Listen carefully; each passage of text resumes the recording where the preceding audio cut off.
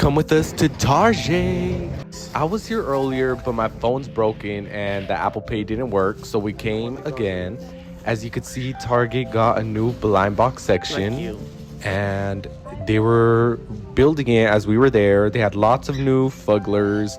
They also had the Sesame Street blind boxes, so we decided to get a few of them. Y'all already know the deal.